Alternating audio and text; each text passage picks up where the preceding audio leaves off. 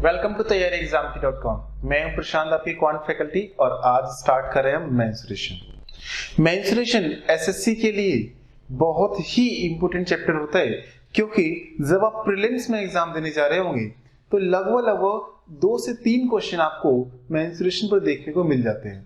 और जब आप यदि सीजीएल मेंस की तरफ लड़ रहे होंगे, सीजीएल मेंस की एग्जाम में जा रहे होंगे, तो आपको लगभग 9 to 10 क्वेश्चन आपको मेंसुरेशन से देखने को मिल जाते हैं।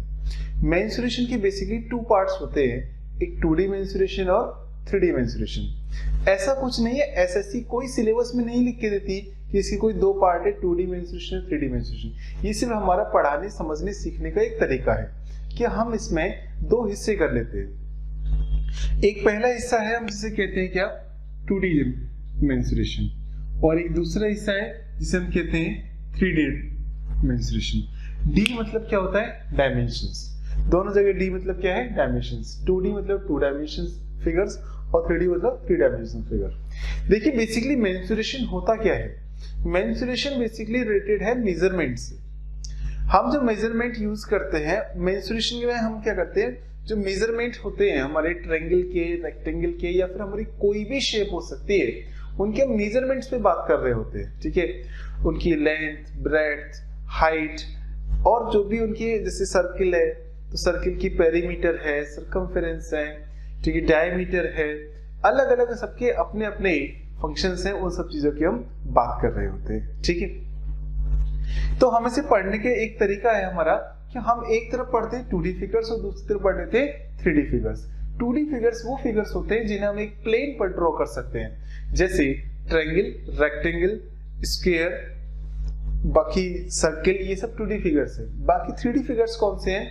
3D फिगर्स हम वो पढ़ते हैं जिन्हें हम प्लेन पर ड्रॉ नहीं कर सकते, या फिर हम ड्रॉ कर दें तो हम उसकी सभी की सभी सरफेस को देख नहीं पाएंगे। ठीक है, इसमें 3 डायमेंशन होते हैं। यहाँ पर 2 ही डायमेंशन होते हैं, लेंथ और ब्रेड्थ, और यहाँ पर 3 डायमेंशन होते हैं, लेंथ, ब्रेड्थ और हाइट, या फिर उसे हाइट को थिकनेस का भी नाम दिया जा सकता है, लेकिन बेसिकली 3 डायमेंशन होते हैं, लेंथ, ब्रेड्थ और हाइट। यहाँ पर हम कौन सी डायमेंशन पढ़ते हैं, जैसे क्यूब, क्यूबॉइड, हमारा सिलेंडर, स्फीयर, ठीक है, प्रिज्म, पिरामिड, ये सब पढ़ते हैं किसमें, 3D मेंसुरेशन में। चलिए तो स्टार्ट करेंगे धीरे धीरे। सबसे पहले हमें पता होना चाहिए इनके बेसिक फॉर्मूलेस क्या है। जब बेसिक फॉर्मूलेस हमें पता होंगे तो हम क्वेश्चंस में इन्हें अप्लाई कर पाएंगे। उस बेसिक फॉर्मूले से भी पहले पता होना चाहिए कि हमें बेसिक शेप्स कौन सी हैं, ठीक है, जो हमारे एसएससी के सिलेबस से रिलेटेड है। ठीक है, शुरुआत करते हैं। देखिए एक चीज का ध्यान रखना कि हमारे एग्जाम में जो शेप्स पूछी जाती है वो सभी की सभी रेगुलर शेप्स होती है। इररेगुलर शेप्स की हमारा एग्जाम कोई भी बात नहीं करता। ठीक, तो रेगुलर शेप्स में हम सबसे पहले स्टार्ट करते हैं किससे, जो सबसे 2D फिगर होती है, सबसे छोटी जो आकृति होती है उसे बोलते हैं क्या, ट्रायंगल। ठीक है, सबसे पहले क्या होता है, ट्रायंगल, और उसके बाद हम बोलते हैं क्या, क्वाड्रिलेटरल। ठीक, और उसके बाद हम बात करते हैं किसकी, सर्किल की। ठीक, ये तीनों चीजें आपके समझ में है, ट्रायंगल, क्वाड्रिलेटरल और सर्किल। ट्रायंगल वो जिसकी 3 साइड होती है, क्वाड्रिलेटरल वो जिसकी 4 साइड्स होती है, और सर्किल वो जिसकी इनफाइनाइट नंबर ऑफ साइड्स होती है। इसकी इनफाइनाइट नंबर ऑफ साइड्स होती है। ये छोटी छोटी साइड्स, ये जो पॉइंट बने हुए हैं, ये जो सर्किल है वो कुछ पॉइंट से घिरा हुआ है, ये पॉइंट भी इसकी साइड ही होती है। ठीक है, इनफाइनाइट नंबर ऑफ साइड्स होती है जिन्हें काउंट नहीं किया जा सकता। ठीक, चलिए तो देखिए सबसे पहले हम ट्रायंगल की बात करें तो जो है ट्रायंगल होते हैं हमारे कितने, 3 टाइप्स के ट्रायंगल। ठीक, अब देखिए 3 टाइप्स के ट्रायंगल होते हैं। ट्रायंगल का जो क्लासिफिकेशन है वो किया गया है, वो चैप्टर वाइज है। ठीक है, कैसे वो समझते हैं। ट्रायंगल का क्लासिफिकेशन 2 तरीके से होता है, एक एंगल बेस पर और एक साइड बेस पर। ठीक है, जो एंगल बेस पर क्लासिफिकेशन है वो पढ़ते हैं हम ज्योमेट्री में, जिसमें हमारे ट्रायंगल कौन से होते हैं, right angle triangle, acute angle triangle और ऑब्ट्यूस एंगल ट्रायंगल। वो सब हम पार्ट पढ़ते हैं किसमें, ज्योमेट्री में। लेकिन जो ट्रायंगल का क्लासिफिकेशन साइड के बेस पर है, जो क्लासिफिकेशन साइड के बेस पर है, जिसमें हम पढ़ते हैं क्या, स्केलेन ट्रायंगल, इक्विलैटरल ट्रायंगल और 3 टाइप्स के ट्रायंगल होते हैं। कौन कौन से, स्केलर ट्रायंगल, आइसोसेलेस ट्रायंगल और इक्विलैटरल ट्रायंगल। ठीक है, तो पहला जो ट्रायंगल हम पढ़ रहे हैं वो हम ट्रायंगल का पढ़ रहे हैं कौन सा, इक्विलैटरल ट्रायंगल।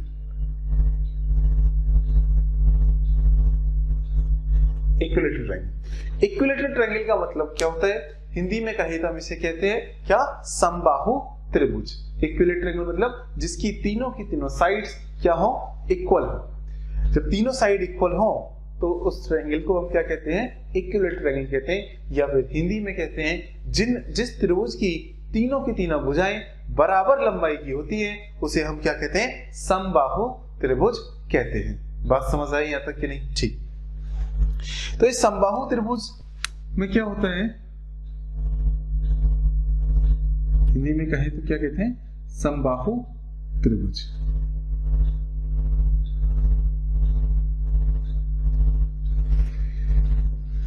ये एक समबाहु त्रिभुज है,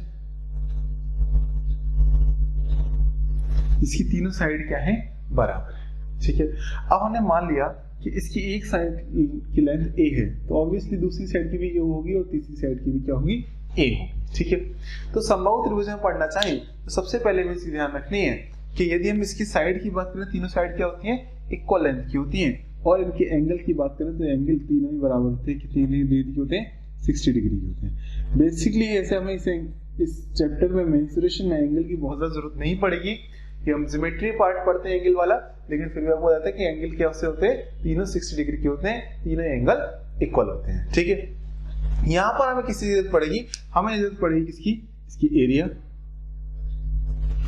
किसका एरिया क्या होगा। ठीक है, ये जो एरिया कवर करेगा वो एरिया क्या होगा। ठीक है, तो हम एरिया कहते हैं, जब हम इक्विलैटरल ट्रायंगल की बात कर रहे हैं तो एरिया होता है हमारा क्या, √3/4 a², जहां पर a क्या है, इसकी ट्रायंगल की साइड है।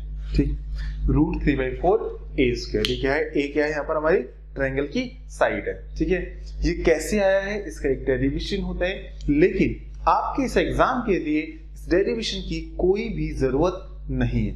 आपको सिर्फ इतना याद रखना है कि एरिया जो होता है इक्विलैटरल ट्रायंगल का वो क्या होता है, √3/4 a²। ठीक है, हिंदी में एरिया को क्या कहते हैं, क्षेत्रफल। एक समबाहु त्रिभुज का क्षेत्रफल √3/4 भुजा का स्क्वायर होता है। ठीक है, बात क्लियर है, समझ आई होगी, कोई दिक्कत नहीं। चलिए, जब हम पेरीमीटर की बात करते हैं तो पेरीमीटर किसी भी ट्रायंगल में हमेशा क्या होता है, सम ऑफ, पेरीमीटर की बात करें तो पेरीमीटर हमेशा हर एक ट्रायंगल में क्या होता है, सम ऑफ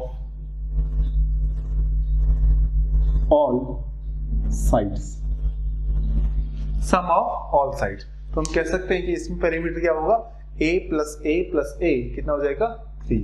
इतनी बात क्लियर है, कोई समस्या नहीं। चलिए, ये बात तो है इक्विलैटरल ट्रायंगल की। ठीक है, दूसरी बात करते हैं हम कौन सी ट्रायंगल की, ये हमारा फर्स्ट टाइप है। सेकंड टाइप की बात करते हैं तो हम बात करते हैं कौन सा ट्रायंगल, स्केलर ट्रायंगल। इसी को यदि हम हिंदी में कहें तो हिंदी में इसे कहते हैं विषम बाहु त्रिभुज। ठीक, क्या कहते हैं, विषम बाहु त्रिभुज। ये विषम बाहु त्रिभुज कैसा होता है, ये जैसे इसकी तीनों साइड बराबर है, इसकी एक भी साइड बराबर नहीं होती, तीनों साइड क्या होती हैं, अलग अलग होती हैं। जैसे हम बनाने की कोशिश करें तो हम कहें ये A है तो ये B है और ये C है। देखने में हो सकता है एक जैसी लग रही हो, लेकिन तीनों साइड क्या होती हैं, बराबर नहीं होती, अलग अलग लेंथ की होती हैं। ठीक है, इसका जो एरिया का फॉर्मूला होता है वो भी आपको याद रखना है, आपने बचपन में पढ़ा भी होगा, जिसे हम नाम देते थे हीरोज फॉर्मूला। क्या नाम देते थे, हीरोज फॉर्मूला। उस फॉर्मूला कुछ इस तरीके से लिखा जाता है, √S S - A S - B S - C। अब आपके दिमाग में क्वेश्चन आया होगा कि सर A B C तो ठीक है, हमें समझ में आ गया, 3 साइड है, ये S क्या है, ये S है क्या। तो आपको बता दें, साथ के पता चले कि जो S है इसे हम S क्या है, ये सेमी पेरीमीटर है। क्या है, सेमी पेरीमीटर। अभी हमने थोड़ी देर पहले बात करी थी पेरीमीटर की, कि सम ऑफ ऑल साइड होता है और सेमी लग जाए क्या होता है, उसका हाफ होता है। तो सेमी पेरीमीटर कह सकते हैं क्या होता है, a plus B plus C divide by 2, ये s की वैल्यू, तीनों साइड्स का सम डिवाइड बाई 2। तो हमने दो चीजें सीखी। पहली चीज कि जो ट्रायंगल होते हैं उसके 3 टाइप्स होते हैं साइड के बेसिस पर। कौन कौन से होते हैं, इक्विलैटरल ट्रायंगल, स्केलेटल ट्रायंगल और एक होता है आइसोसेलेस ट्रायंगल। स्केलेटल ट्रायंगल में क्या होता है, 3 साइड इक्वल होती है, आइसोसेलेस में कोई भी साइड इक्वल नहीं होती है। आइसोसेलेस में क्या होता है, 2 साइड इक्वल होती हैं। अभी आइसोसेलेस की बात करेंगे, उससे पहले देख लेते हैं कि एरिया क्या होता है इसके इक्विलैटरल ट्रायंगल में, √3/4 a स्क्वायर, और इसमें क्या होता है root s minus a s minus b s minus c, where s is semi perimeter a plus b plus c, Hindi में से अर्ध परिमाप कहते हैं। इतनी बात क्लियर है। चलिए अब ये चीज फॉर्मूला हमने सीख लिया, इससे बेस्ड क्वेश्चन भी देख लेते हैं और फिर हम बात करते हैं अपने जो तीसरा रिमेनिंग ट्रायंगल है, कौन सा, आइसोसेलेस ट्रायंगल, जिसे हिंदी में कहते हैं समद्विबाहु त्रिभुज। ठीक, चलिए आगे बढ़ते हैं। हमने 2 ट्रायंगल देख लिए, कौन से, एक इक्विलैटरल ट्रायंगल और एक स्केलेटल ट्रायंगल। ठीक है, हिंदी में कहें कि समबाहु त्रिभुज और विषमबाहु त्रिभुज। एक थर्ड ट्रायंगल होता है हमारा कौन सा, जिसे हम बोलते हैं आइसोसेलेस ट्रायंगल। ठीक है, हिंदी में कहते हैं इसे समद्विबाहु त्रिभुज। ठीक, आइसोसेलेस ट्रायंगल क्या होता है, ये वो ट्रायंगल होता है जिसकी कोई 2 साइड इक्वल होती है और तीसरी अनइक्वल होती है। अनइक्वल मतलब इन दोनों की इक्वल नहीं होती। जैसे लेट्स से हमने एक ट्रायंगल बनाया, इसकी एक साइड है b और दूसरी साइड भी क्या है b, लेकिन जो थर्ड साइड है वो क्या है, a है। ठीक है, 2 साइड क्या है, इक्वल है, और एक साइड क्या है, अलग है। ठीक है, तो इसमें एरिया का फॉर्मूला क्या होता है वो देख लेते हैं कि इसके लिए हम एरिया का फॉर्मूला क्या लिखते हैं।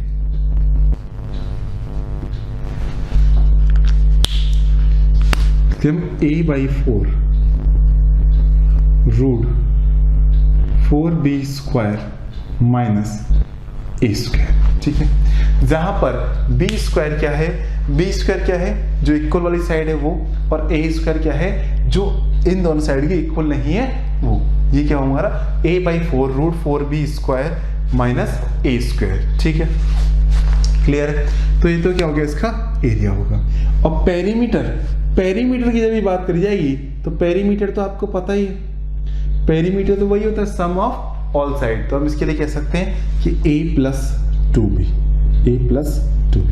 पेरीमीटर की आपको बहुत ज्यादा जरूरत पड़ेगी नहीं, आपको जरूरत सिर्फ किसकी पड़ रही होगी, एरिया की। ठीक है, एक बार तीनों चीजों को समराइज कर लेते हैं कि हमने इस तीनों चीजों में क्या सीखा है। ठीक है, तीनों चीजें समराइज करने की कोशिश करें तो हम ऐसे कह सकते हैं कि हमने सीखा है कि जब ट्रायंगल कैसा हो, इक्विलैटरल हो, और हमसे बात की जाए एरिया की, तो हम कहेंगे एरिया क्या होता है, √3/4 a स्क्वायर। यदि हमसे बात की जाए कौन सी, स्केलेटल ट्रायंगल की, तो उसके लिए एरिया क्या होता है, S minus a, S minus b और S माइनस c। ठीक, यहाँ तो कोई समस्या नहीं है। ठीक, जब हम बात कर रहे हैं किसकी, आइसोसेलेस ट्रायंगल की, तब एरिया क्या होता है, a/4 √4b² minus a square. ठीक, ये फॉर्मूला आपको याद रखें, जहां पर आपको पता है कि S क्या है, सेमी पेरीमीटर है, S क्या है, ये है S minus a, S minus b और S माइनस c। ठीक है, यहाँ पर सब जगह पर, हर एक जगह पर S क्या है, सेमी पेरीमीटर है। ठीक है, ये एरिया है आइसोसेलेस ट्रायंगल का, जहाँ पर क्या लिखा है, a/4 √4b² minus a square, जहाँ पर b क्या है, b वो 2 साइड है जिनकी लेंथ क्या है, इक्वल है, और a वो साइड है जिसकी लेंथ अनइक्वल है, मतलब इन दोनों साइड से अलग है। ठीक है, अब देखिए एग्जाम में कैसे क्वेश्चन आते हैं वो देखते हैं। एग्जाम में इस पर क्वेश्चन बेस्ड कैसे आएगा, इस पर बेस्ड क्वेश्चन कैसे आएगा वो समझने की कोशिश करते हैं। एग्जाम में क्वेश्चन लिखा होगा find the area of a triangle whose sides are first part whose sides are 5 6 centimetre 5 centimetre 5 centimetre and 6 centimetre. बस इतना सा क्वेश्चन है, ठीक है। अब आपको ये नहीं बताया कि उसने वो आइसोसेलेस ट्रायंगल है, ये तो आपको देख के पता चल जाएगा कि दो साइड इक्वल है और तीसरी इक्वल है, तो हमें फॉर्मूला कौन सा लगाना है, ये वाला, ठीक है। तो हमें फॉर्मूला कौन सा लगाना है, ये। अब आपको पूछा है एरिया बताना, तो एरिया के लिए आप फॉर्मूला सामने लिखा हुआ है वो आप पुट कर देंगे सीधे। क्या आपको पता है कि एरिया के लिए क्या है, 6/4। ये तो हमारी एक ही वैल्यू है, ये हमारी अनइक्वल साइड है, ठीक है। तो हम लिखे 6/4 √4 बी की जगह पर हमने लिखना है क्या, 5 का स्क्वायर माइनस ए की जगह हमने क्या लिखना, 6 का स्क्वायर। तो हमारे सामने ये कितना आ गया, 3/2 कट जाएगा, ये 6/4 के 2 से कट जाएगा, 3/2 हो जाएगा, ठीक है। अब यहाँ हमने क्या लिखा, 5 का स्क्वायर कितना होगा, 25 4 जा कितना हो जाता है, 100, ठीक, क्लियर। और 6 का स्क्वायर कितना, 36। ये 100 - 36 करेंगे कितना आ जाएगा, 64। और 64 का रूट करेंगे कितना आ जाएगा, 8। तो हम लिखा 3/2 × 8, तो ये कितना आ जाएगा, 4। हम कह सकते हैं क्या, 12 सेंटीमीटर स्क्वायर। ये क्या हो गया, हमारा एरिया हो गया। बात समझ आई या नहीं, कोई दिक्कत तो नहीं। देखिए ये एक बेसिक सा क्वेश्चन आपके बहुत छोटे से लेवल के एग्जाम में पूछा सकता है, एमटीएस में पूछा सकता है, या फिर हो सकता है कभी ज़्यादा ही एग्जाम का मूड अच्छा हो तो सीजीएल के प्री में आपसे पूछ ले, ठीक है। लेकिन क्वेश्चन अलग से मेंस में कैसे क्वेश्चन पूछे जाते हैं, जब हम प्रिज्म और पिरामिड पढ़ रहे होंगे तो प्रिज्म कैसे होते हैं, ट्रायंगल बेस्ड प्रिज्म होता है, सर्कल बेस्ड प्रिज्म होता है, पिरामिड भी ऐसे ही होते हैं, ठीक है। तो वहाँ पर बेस का एरिया निकालने की जरूरत पड़ती है, तो वहाँ पर ऐसा कह देगा कि जो बेस है, बेस के जो है ट्रायंगल है, वो ट्रायंगल ना 5 6 सेंटीमीटर है, उसमें आगे फर्दर हाइट भी दी रखी होगी प्रिज्म की, और कुछ चीज़ें वॉल्यूम या फिर वॉल्यूम पूछा होगा, या फिर उसमें सरफेस एरिया कुछ पूछा होगा, वो आपको बताना होगा। तो उसके लिए भी आपको इन सब चीज़ों की जरूरत पड़ रही होगी, ठीक है। वो जब हम डिस्कस करेंगे तो साथ ही बता देंगे कि हमने जो सीखी थी वो हमें आज कहाँ पर जरूरत पड़ रही है। क्लियर है यहाँ तक? चले, एक और क्वेश्चन कैसे हो सकता है इसमें, ठीक है। यहाँ से हमसे ये कह सकता है कि find the area of a triangle whose sides are 3 4 5 centimetre. 3 4 5 centimetre, तब 3 4 5 सेंटीमीटर हो जाएंगी तो हमारे साइड्स क्या हो जाएगी, अनइक्वल हो जाएंगी।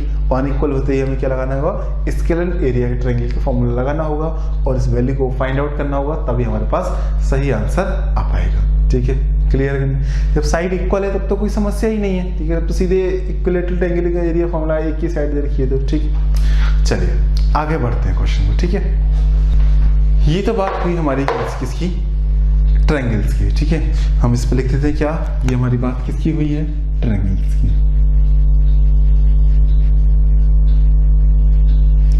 अगली कहानी हम शुरू करते हैं किसकी, क्वाड्रिलेटरल, ठीक है।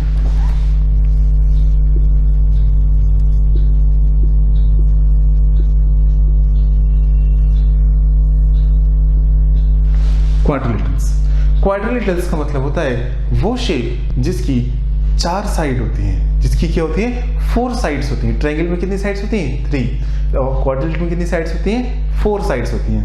अब इन 4 साइड्स के लिए अलग अलग क्वाड्रिलेटरल हो सकते हैं, ठीक है। हो सकता है वो क्वाड्रिलेटरल एक स्क्वायर हो सकता है वो क्वाड्रिलेटरल एक रेक्टेंगल और हो सकता है वो क्वाड्रिलेटरल एक ट्रेपेजियम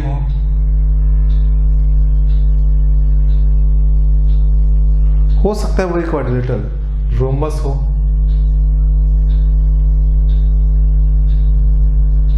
ठीक, और हो सकता है वही क्वाड्रिलेटरल एक पैरेललोग्राम हो।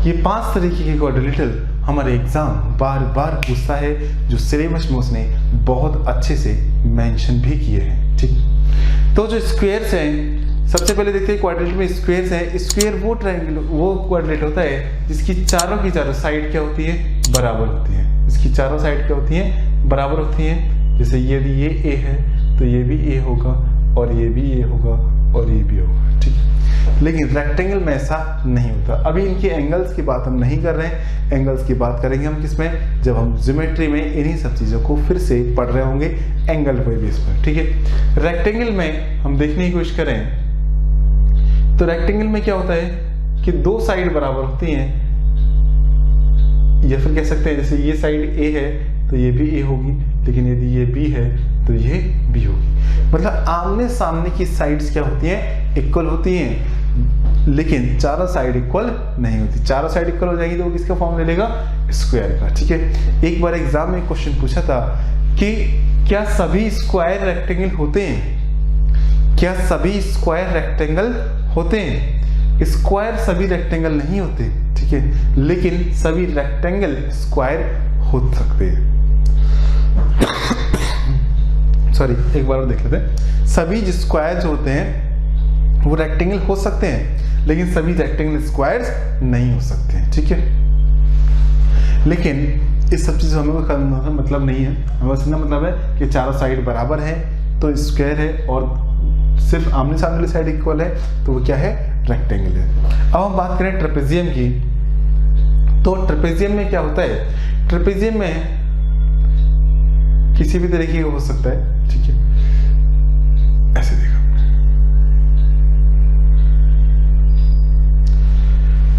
अभी तक हमने जो स्क्वायर पढ़े थे इनमें ये साइड क्या होती है, एक दूसरे के पैरेलल होती है। ठीक है, इक्वल तो है ही, साथ साथ क्या है, पैरेलल भी है। पैरेलल का मतलब क्या होता है, इनके हर एक पॉइंट पर डिस्टेंस क्या है, बराबर है। ठीक है, ट्रेपेजियम में दो साइड तो क्या होती है, पैरेलल होती हैं। दो साइड तो क्या होती है, पैरेलल होती है, और दो साइड कैसी होती है, नॉन पैरेलल होती हैं। जैसे यहाँ पर हर एक पॉइंट पर, चाहे हम यहाँ पर डिस्टेंस मेजर करें तो भी वही डिस्टेंस है, और यहाँ डिस्टेंस करें तो वो क्या है, सेम डिस्टेंस है। लेकिन यहाँ डिस्टेंस मेजर करने वो अलग है, और यहाँ पर डिस्टेंस मेजर करें तो वो अलग है। दो साइड कैसी हैं, नॉन पैरेलल साइड्स हैं। हम इसी साइड को कहते हैं क्या, नॉन पैरेलल साइड्स। हिंदी में कहें तो असमांतर भुजाएं। और ये जो दो साइड हैं इन्हें हम कहते हैं क्या, पैरेलल साइड।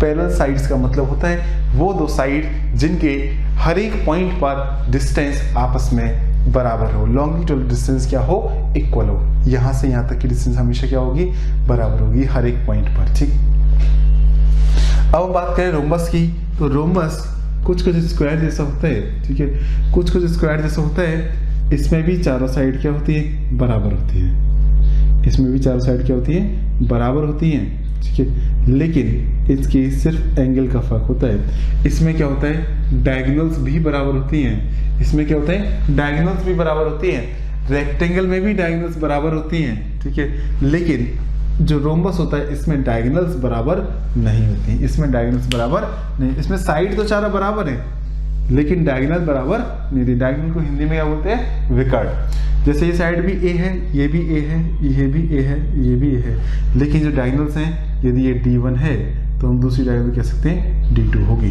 मतलब डायगोनल्स क्या होगी, अनइक्वल होंगी, डायगोनल्स इक्वल नहीं होगी, तो वो कैसी शेप होगी, रोम्बस होगी। अब हम बात करें पैरेललोग्राम की। पैरेललोग्राम में क्या होता है,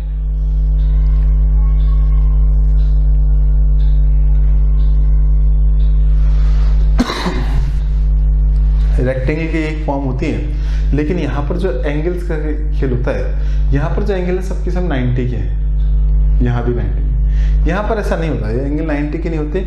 यहाँ भी सामने वाली साइड दोनों बराबर ही होती हैं पैरेललोग्राम में, लेकिन एंगल क्या होता है, एक छोटा होता है और एक बड़ा हो सकता है। कितने का हो सकता है, ऐसा कोई फिक्स नहीं है। हो सकता है ये 30 का हो, ये 120 का हो, कोई भी एंगल हो सकते हैं। ठीक है, यहाँ पर 90 का एंगल नहीं था, 90 होता तो एक इसमें कन्वर्ट हो जाता रेक्टेंगुलर। साइड इसमें ऐसे ही बस आमने सामने बराबर होती हैं, ये बराबर है।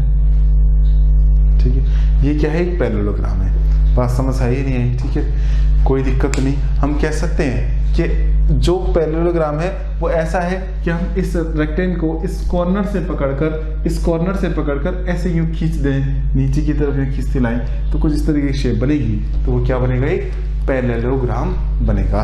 इसमें ये चारों साइड एक दूसरे के पैरेलल होती हैं। ये दो साइड अपने आपस में पैरेलल है और ये दो साइड भी अपने आपस में पैरेलल है। बात क्लियर है? समझ आई?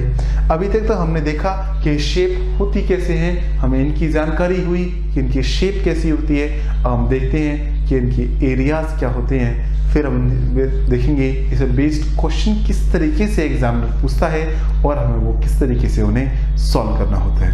यहाँ तक चीजें क्लियर है? चलिए शुरू करते हैं। पहले हम बात करते हैं किसकी? स्क्वायर और रेक्टेंगल की। उसके बाद हम बाकी की शेप्स की बात करेंगे, क्योंकि स्क्वायर रेक्टेंगल के सबसे ज्यादा क्वेश्चन पूछे जाते हैं और सबसे ज्यादा यूज में भी आता है। ठीक है, स्क्वायर का एरिया क्या होता है? स्क्वायर के एरिया की हम बात कर लें, साथ के साथ यहीं सामने लिख देते हैं। क्या होता है स्क्वायर का एरिया? साइड का स्क्वायर। हम कह सकते हैं हिंदी में क्षेत्रफल क्या होता है? वर्ग का, इसे वर्ग बोलते हैं। रेक्टेंगल क्या बोलते हैं? आयत बोलते हैं। वर्ग का क्षेत्रफल क्या होता है? भुजा का वर्ग होता है। बात क्लियर है या नहीं?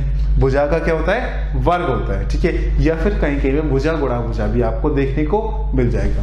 रेक्टेंगल की बात करें तो रेक्टेंगल का जो एरिया होता है, वो क्या होता है? 2L, सॉरी, रेक्टेंगल का एरिया क्या होता है? L इंटू बी होता है। रेक्टेंगल एरिया क्या होता है? L into B. L क्या है? हमने कह सकते हैं लेंथ इंटू ब्रेड्थ होती है। ठीक है, हम जैसे ए ना कह के इसे कहते हैं L। तो L क्या है? इसकी लेंथ है और इसे हमने क्या ब्रेड्थ है। अब हम बात करें पेरीमीटर की, तो स्क्वायर का जो पेरीमीटर होता है, वो होता है क्या? चारों साइड का सम होता है। चारों साइड इसकी ए है तो क्या होता है? 4A। ये क्या हो गया? इसका पेरीमीटर हो गया। लेकिन हम बात कर रहे हैं रेक्टेंगल के पेरीमीटर की, तो रेक्टेंगल का जो पेरीमीटर होता है वो भी चारों साइड का सम होता है। तो हम कह सकते हैं कि वो क्या होता है? 2L प्लस B होता है। 2 बार L काउंट करेंगे, टोटल करेंगे, और 2 बार B टोटल करेंगे तो क्या जाएगा हमारा? 2L plus B। क्लियर है? समझ आया? कोई दिक्कत तो नहीं? ठीक, इन्हें भी हम थोड़ा साइड में लिख लेते हैं जिससे हम अपने बोर्ड को आगे क्वेश्चंस के लिए यूज कर सकें। ठीक, तो हम बात कर रहे हैं आप किसकी? क्वाड्रिलेटरल्स की, जिसमें पहली बात करें हमने स्क्वायर की। तो स्क्वायर का जो एरिया है, स्क्वायर का एरिया हमने देखा क्या है? ए स्क्वायर। ए क्या है? यहाँ पर साइड है। ठीक है, और जो पेरीमीटर की बात हमने की तो हम कह सकते हैं क्या? 4A। ठीक है, चलिए यहाँ लिख दें साथ में, थोड़ा सा साफ। पेरीमीटर की बात की हमने क्या है? 4A। ठीक, जो आपने बात की किसकी? रेक्टेंगल की। हम रेक्टेंगल की बात की तो अभी हमने देखा है कि रेक्टेंगल का एरिया क्या होता है? रेक्टेंगल एरिया होता है क्या? L into B. और पेरीमीटर क्या होता है? 2L plus